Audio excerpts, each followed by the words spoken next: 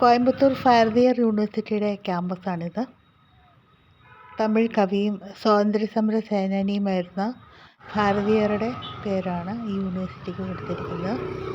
വളരെ മനോഹരമായിട്ടുള്ളൊരു ക്യാമ്പസാണിത്.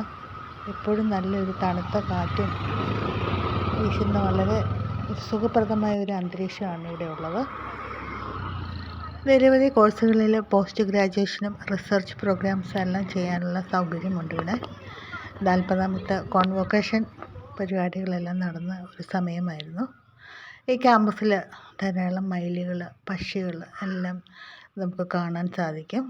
യാതൊരു പേടിയും കൂടാതെയാണ് അവരിവിടെ ജീവിച്ചു വരുന്നത്. വളരെ വൈവിധ്യമുള്ള മരങ്ങളുടെ വലിയൊരു ശേഖരം തന്നെയുണ്ട് ഈ ക്യാമ്പസിൽ. അത് നല്ല രീതിയിൽ പരിപാലിച്ചിട്ടുമുണ്ട്. 100% സൗരോർജ്ജമാണ് ഇവിടെ ഉപയോഗിക്കുന്നത് ഈ ക്യാമ്പസിലെ ആവശ്യങ്ങൾക്കായിട്ട്. ഈ വലിയൊരു മരം നിറയെ ആയിരക്കണക്കിന് നരിച്ചീറുകൾ, വവ്വാലുകളാണ് വിശ്രമിക്കാനായിട്ട് കിടക്കുന്നത്.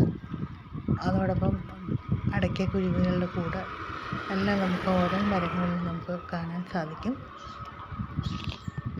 നമ്മുടെ കോട്ടയം CMS കോളേജിൻ്റെ ക്യാമ്പസിൽ ഏകദേശം ഇതുപോലെ നേച്ചർ ഫ്രണ്ട്ലി ക്യാമ്പസായിട്ട് എനിക്ക് തോന്നിയിട്ടുണ്ട്. പല കാര്യങ്ങളിലും മാതൃകയാക്കാവുന്ന ഒരു ക്യാമ്പസാണിത്.